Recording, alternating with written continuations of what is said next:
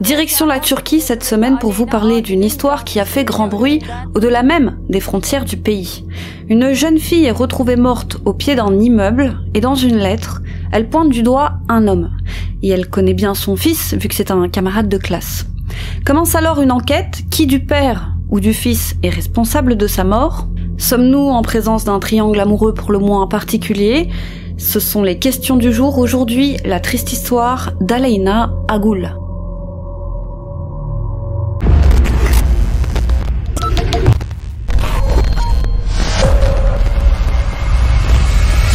Comme toujours les amis, n'hésitez pas à liker la vidéo et à vous abonner si ce n'est pas déjà fait. Et on en profite, comme c'est l'une des premières fois où nous partons en Turquie, on en profite pour faire un coucou à nos amis turcs. Bon visionnage. Aleyna était une belle jeune fille de 19 ans qui vivait dans la ville d'Igdir, en Turquie. On aurait aimé vous décrire sa personnalité. Était-elle joyeuse? Avait-elle des passions? Des traits de caractère particuliers? Malheureusement, nous ne savons rien puisque nous n'avons rien trouvé la concernant. Son histoire commence le 30 septembre 2021 lorsque son corps est retrouvé sans vie devant un bâtiment situé à proximité de celui où elle habite avec sa famille. Selon les premières constatations, elle aurait en réalité sauté de l'une des fenêtres de son appartement pour venir s'écraser au pied du bâtiment mitoyen. L'autopsie révélera qu'elle avait alors un taux d'alcool élevé dans le sang, ce qui indique qu'elle était probablement ivre au moment où elle a sauté. Et elle avait également de nombreuses fractures, et la cause de la mort est une hémorragie interne et cérébrale. La police se met alors rapidement au travail, et au domicile d'Aleyna, il découvre sur un meuble à chaussures une note d'adieu écrite par la jeune femme avec du rouge à lèvres, disant, je cite, « La seule raison de ma mort est Gökhan Arjin. Gökhan est un violeur. » Les policiers découvrent également un autre message pointant du doigt toujours ce fameux Gökhan dans un carnet appartenant à la jeune femme. Et voici ce message. Tu es une personne névrosée qui ne sait pas de quoi elle parle, ni même ce qu'est l'humanité. Tu es malade, tu as des problèmes. C'est évident que tu as forcé la petite amie de ton fils à avoir des relations intimes avec toi, par 2 fois. En plus de cela, tu as couché avec les femmes de tes amis. Je ne peux pas m'empêcher de dire cela. La seule erreur que j'ai commise, c'est la chose déshonorante que tu as faite pendant que tu m'humiliais. Fin de citation. L'affaire fait alors la une des journaux. Tout le monde veut savoir qui est ce Gökhan et ce qu'il a fait à Aleyna pour la pousser à commettre un tel acte. Et bientôt, les policiers ne tardent pas à identifier cet homme. Donc il s'agit bien de Gökhan Arjin, et c'est un homme prospère de 41 ans au moment des faits. Il a la tête d'une compagnie maritime, il est marié et père de 2 enfants, et justement, l'un de ces 2 enfants, un certain Göturk Arjin, âgé lui de 18 ans, est un camarade de classe d'Aleyna, et peut-être même qu'ils ont été en couple, tous les deux, puisque souvenez-vous, dans la note qui figurait sur son carnet, Aleyna avait dit « C'est évident que tu as forcé la petite amie de ton fils à avoir des relations intimes avec toi. » Parlait-elle d'elle ou parlait-elle de quelqu'un d'autre? À ce moment, les policiers pensent qu'il s'agit peut-être d'elle. Donc ils présument qu'ils étaient peut-être en couple. Et les policiers en découvrent plus sur ce Gökhan Arjin, donc le père. Même si au premier abord il semble être un businessman bien sous tout rapport, il a en réalité un côté très sombre. C'est un homme violent et colérique qui a plusieurs fois été condamné pour conduite en état d'ivresse et possession d'armes sans permis. Donc c'est rapidement après la découverte du corps que le père et le fils sont arrêtés. Interrogé par la police, Göturk Arjin, le fils, nie les allégations selon lesquelles Aleyna était sa petite amie. Il déclare alors qu'ils étaient certes dans le même lycée lorsqu'ils étaient en seconde, mais qu'elle n'a jamais été sa petite amie et qu'ils ne se voyaient pas en dehors de l'école. Et d'ailleurs, il précise qu'il ne la connaissait pas vraiment en réalité. Quant à Gökhan, le père, il déclare qu'il a rencontré Aleyna par l'intermédiaire de son fils quand il était au lycée, c'était environ 1 an auparavant, et qu'il avait eu effectivement une liaison avec Aleyna, mais il explique que c'était une relation consentie et qu'elle avait commencé 4 mois avant le drame. Et il insiste sur le fait qu'il ne lui a jamais fait de mal et qu'il n'a rien à voir avec sa mort. Il ajoute qu'il a vu la jeune fille le jour précédant sa mort et que tout s'était bien passé. Selon lui, ce jour-là, ils avaient eu des relations intimes sans utiliser de protection. Ils étaient donc parti de ce fait à la pharmacie pour lui acheter la pilule du lendemain. Après le délai légal de garde à vue, Göturk, le fils, est libéré faute de preuves, mais son père, lui, est envoyé devant le juge, le procureur souhaitant qu'il soit envoyé en prison dans l'attente d'un éventuel procès pour, je cite, incitation au suicide. Mais la demande du procureur est rejetée et Gökhan est libéré sous contrôle judiciaire avec l'interdiction de se rendre à l'étranger ou de quitter la province. Le procureur conteste la décision, mais le juge rejette l'appel du ministère public. Gökhan n'est donc pas incarcéré. Et lorsqu'ils apprennent ça, les parents d'Aleyna sont révoltés. Son père ira même jusqu'à confier à la presse qu'il ne croit pas à la disparition volontaire de sa fille. Elle était, selon lui, tournée vers l'avenir. Elle avait hâte d'aller à l'université et prenait même des cours particuliers pour mieux préparer sa rentrée. Et ce n'est pas, selon lui, l'attitude d'une personne qui compte en finir. Selon lui, sa fille a été assassinée par Göturk et Gökhan. Il a confié qu'il trouvait étrange que de l'alcool ait été trouvé dans le sang de sa fille, car selon lui, elle ne buvait pas. Elle n'a jamais touché à une goutte d'alcool et n'a jamais porté aucun intérêt à ce type de boisson. Ce serait d'après lui Göturk et Gökhan qui l'auraient forcé à boire de l'alcool, et il ira même plus loin. Selon lui, elle a été saoulée dans le but d'être plus facilement poussée par la fenêtre, et qu'en cas d'autopsie, que l'alcool, en plus de ses problèmes, soit considéré comme un élément déclencheur. Il a ajouté qu'il était très triste de perdre, là, un second enfant, car son fils aîné, qui avait 6 ans de plus qu'Aleyna, s'était noyé seulement 3 ans auparavant dans la ville de Marmaris. Il a ajouté que quelques heures après la mort d'Aleyna, Gökhan Arjin, donc le père, était revenu à l'endroit où avait été retrouvé le corps de sa fille. Il était revenu totalement ivre et avait un couteau à la main, ce qui le conforte dans l'idée que Gökhan est probablement responsable de la mort de sa fille. Et d'ailleurs, il n'est pas le seul à être choqué par la décision du juge de libérer Gökhan et Göturk. C'est une grande partie de la population turque qui en réalité ne comprend pas. Cette décision révolte également les associations des défenses des droits des femmes, et nombreux sont les internautes à exprimer également leur indignation sur les réseaux sociaux à l'annonce de la nouvelle. Mais bien qu'il ait été relâché, les policiers ont bien évidemment continué leur enquête. Et ils ont découvert que ce n'était pas la première fois qu'Aleyna tentait d'en finir. Selon la police, Aleyna avait une liaison avec le père de son petit ami, vous l'aurez compris. Alors qu'elle sortait avec Göturk, elle a eu une relation avec Gökhan. Au début, la relation entre ce père et cette jeune fille était consentante, mais quand la jeune femme a décidé de mettre un terme à la relation, Gökhan l'aurait très mal vécu et se serait mis à lui faire du chantage. Toujours selon eux, le 14 mai 2020, soit l'année précédant la mort de la jeune fille, Gökhan l'aurait appelé pour lui demander de venir le voir à son bureau pour discuter. Aleyna a accepté et lors de ce rendez-vous, il aurait expliqué à la jeune femme avoir vu des photos inappropriées d'elle en fouillant le téléphone portable de son fils. Il l'aurait alors menacé de révéler ces images à sa famille si elle mettait un terme à leur relation, et aussi si elle ne fait pas exactement ce qu'il lui demande. Ensuite, il l'aurait frappé, il lui aurait tiré les cheveux, puis l'aurait agressé sexuellement. Puis plus tard, ce même jour, la jeune femme se serait rendue dans un bâtiment en construction situé dans le quartier de Baglar Mahallesi, et je m'excuse pour la prononciation, qui se situe non loin des bureaux de Gökhan. Elle a grimpé quelques étages, bien décidée à en finir, et heureusement, les forces de l'ordre ont alors été prévenues à temps et rapidement arrivées sur les lieux, ils ont réussi à la dissuader de sauter. Dans un SMS cette fois, datant du lendemain, soit le 15 mai 2020, Aleyna avait envoyé à un de ses amis un message dans lequel elle confiait avoir peur de Gökhan et vouloir prendre ses distances avec lui. La police a découvert qu'Aleyna avait porté plainte pour agression sexuelle contre Gökhan en 2020, mais qu'elle avait retiré sa plainte et qu'elle avait alors continué à voir Gökhan. Pour les policiers, à ce stade de l'enquête, il est clair que la jeune femme avait décidé d'en finir, car elle ne supportait pas de se retrouver piégée dans une relation dont elle ne voulait plus. Cependant, ils ne peuvent s'empêcher de penser qu'elle n'a peut-être pas sauté d'elle-même, et qu'on l'a peut-être assassinée. Et c'est sans doute pour cette raison que les enquêteurs ont confié à la direction des crimes informatiques la lourde tâche d'examiner les réseaux sociaux ainsi que les téléphones portables d'Aleyna et de Gökhan.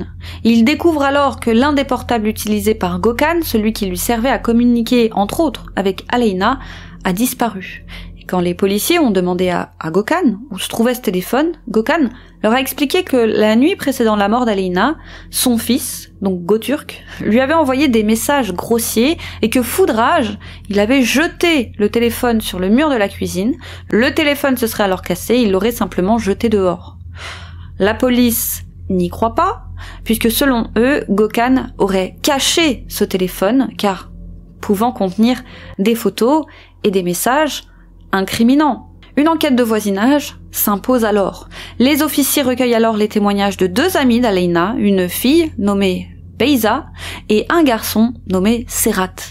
Beyza leur explique qu'elle ne connaissait pas Gökhan personnellement, mais qu'Aleyna lui avait dit qu'il n'avait de cesse de la harceler et qu'il la menaçait régulièrement de la frapper. Le 29 septembre 2021, Aleyna avait justement envoyé à Beyza un enregistrement vocal via WhatsApp dans lequel elle lui expliquait qu'elle n'en pouvait plus et qu'elle avait l'intention de se rendre au commissariat pour déposer plainte contre Gökhan. Quant à son autre ami, Serhat, il a déclaré qu'Aleyna lui avait dit à lui aussi que Gökhan la harcelait sans arrêt et qu'il venait même faire des scènes devant chez elle lorsqu'elle ne répondait pas à ses appels ou qu'elle refusait de le voir. Et pour éviter qu'il ne fasse honte à sa famille, elle n'avait d'autre choix que de descendre. Elle avait expliqué à Serhat que peu de monde était au courant de la situation dramatique dans laquelle elle se trouvait depuis un bon moment déjà et qu'elle avait peur. Elle avait peur qu'il s'en prenne à elle ou à sa famille, surtout s'il découvrait qu'elle avait parlé. Serhat a également ajouté que 4 à 5 jours avant la mort d'Aleyna, Gökhan Arjin l'avait lui aussi appelé. C'était d'un numéro masqué et c'était pour lui demander s'il y avait quelque chose entre lui et Aleyna. Serhat lui avait alors répondu qu'ils étaient simplement amis et bien sûr il avait immédiatement après appelé Aleyna pour l'informer de l'appel de Gökhan. Il a ajouté qu'Aleyna lui avait dit qu'elle était si désespérée qu'elle voulait en finir. Serhat lui avait alors dit de ne pas dire ça. Et une autre personne va être interrogée et va fournir des informations capitales. Il s'agit d'un certain Merik. C'est un membre de la famille d'Aleyna qui est aussi un ami de Götürk, le fils. Il a quant à lui expliqué qu'Aleyna l'avait appelé 8 à 9 mois avant sa mort pour lui dire que Gökhan la harcelait au téléphone ainsi que sur les réseaux sociaux. Merik lui avait alors conseillé de porter plainte contre lui et qu'en aucun cas elle ne devait laisser perdurer cette situation. Et quand la police a enfin eu accès aux réseaux sociaux d'Aleyna, ils ont découvert que le 8 septembre 2021, rappelons que le drame s'est passé le 30 septembre, Aleyna avait envoyé un message à Gökhan pour lui dire qu'ils devaient discuter tous les deux et elle avait rajouté que poursuivre cette relation était mal et qu'elle finirait en tragédie.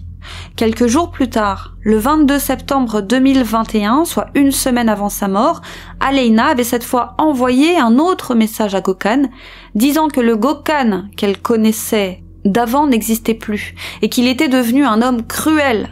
Dans ce message, elle l'accusait de lui avoir fait du mal, et elle menaçait de montrer son vrai visage à tout le monde, afin que tout le monde sache qui il est vraiment. Mais le plus accablant pour Gökhan, c'est le fait que la veille de la mort d'Aleyna, elle avait déposé plainte contre lui pour, je cite, chantage, blessure volontaire, menaces, insultes et atteinte à la vie privée. Dans sa plainte, Aleyna expliquait qu'elle avait déjà déposé plainte contre Gökhan pour agression sexuelle, mais qu'elle avait par la suite retiré sa plainte. Elle a également affirmé qu'elle s'était rendue chez un médecin pour faire constater que Gökhan l'avait bien agressée sexuellement.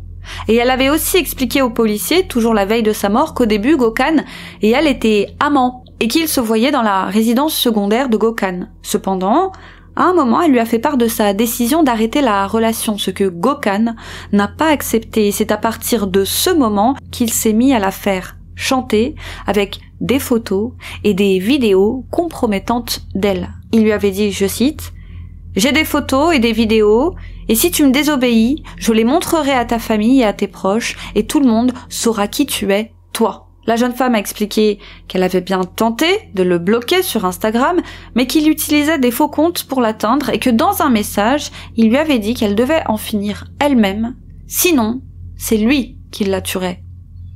Et puis, nouveau rebondissement dans l'affaire, au cours de leur enquête, les policiers découvrent qu'Aleyna n'est en réalité pas la seule victime de Gökhan.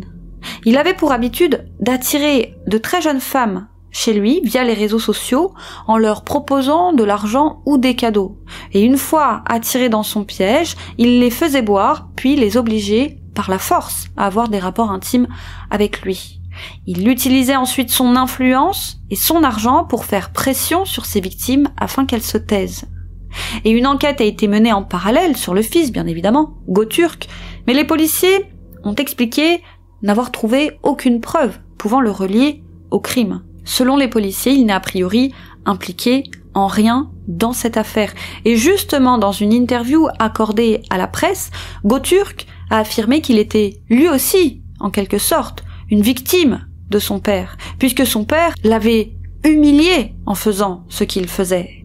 Et des messages dévoilés dans la presse envoyés par Götürk à son père peu de temps avant la mort d'Aleyna laissent sous-entendre que Gökhan avait une liaison avec une autre de ses anciennes camarades de classe. Donc voici les messages. Götürk écrit à son père donc: « Tu écris à mes amis de lycée. À cause de toi, je suis foutu dans cette ville. Si je te dis Beyzak, K, tu sais très bien de qui je parle. Que Dieu te maudisse. Tu traînes avec les filles avec qui je traîne. Je vais quitter cette ville. Présente tes excuses et fais ce qui est juste et reste éloigné des petites filles. » Donc j'imagine qu'il veut dire par là des jeunes filles. L'avocat de la famille Agul, donc la famille d'Aleyna, a retrouvé cette jeune femme, mais elle a refusé de témoigner contre Gökhan car elle avait peur de lui. Le sachant puissant, elle ne voulait pas s'exposer au risque qu'il ne la retrouve pour lui faire du mal à elle ou à ses proches, sans compter l'opprobre public. Alors une fois que la police a collecté suffisamment de preuves, ils ont transmis le dossier au procureur qui l'a alors présenté au juge en charge de l'affaire. Et à la lumière de ces nouveaux éléments, peu de temps après, le 7 octobre 2021, le juge a ordonné que Gökhan soit arrêté et il a été inculpé pour avoir, je cite, poussé Aleyna à en finir, également inculpé pour chantage, blessure volontaire, menaces, insultes et atteinte à la vie privée. Et suite à ça, Gökhan a effectivement été incarcéré dans l'attente de son procès. Et c'est assez rapidement, le 17 mars 2022, que s'est ouvert son procès. Et il est à noter que la propre femme de Gökhan a refusé de témoigner en sa faveur. Au cours du procès, le procureur a présenté un rapport contenant toutes les conversations entre Aleyna et Gökhan, prouvant que Gökhan avait forcé Aleyna à avoir des rapports intimes avec lui. Et une jeune femme, dont le nom n'a pas été révélé, a été présentée à la cour, et elle a expliqué qu'elle avait elle aussi été harcelée et persécutée par Gökhan, et que n'ayant aucune solution, elle avait pris la décision de fuir la ville d'Igdir afin de lui échapper, et ça c'était peu de temps avant la mort d'Aleyna. Selon cette femme, Aleyna et elle ne sont pas les seules victimes de Gökhan. D'autres jeunes femmes ont subi la même chose, mais elles se cachent car elles ont peur de parler. L'avocat de Gökhan a rétorqué que cette accusation était infondée et que son client ne pouvait pas être tenu responsable de la mort d'Aleyna. En d'autres termes, il explique que ce témoin anonyme ment. À la fin du procès, avant que le juge ne rende son verdict, il a été demandé à Gökhan, qui était resté silencieux tout le long du procès, s'il souhaitait prendre la parole. Gökhan a alors regardé les personnes présentes dans la salle et a ensuite déclaré qu'il était innocent et qu'il espérait être libéré. Mais finalement, le juge a annoncé le verdict et Gökhan a été reconnu coupable et condamné à la prison à perpétuité ainsi qu'à une amende de 530 €. À la fin du procès, l'avocat de Gökhan a annoncé qu'il ferait appel. Les membres de la famille d'Aleyna se sont quant à eux dit satisfaits du verdict.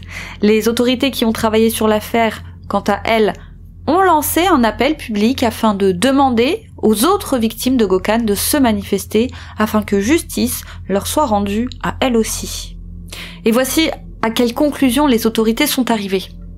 Selon eux, Aleyna a bel et bien décidé elle-même d'en finir. Elle aurait bu puis serait passée à l'acte. Mais de nombreuses personnes pensent encore à ce jour qu'elle a en réalité été assassinée par Gökhan. D'autres pensent que c'est là l'œuvre du père et du fils et qu'ils auraient agi de concert. Mais la police a été claire.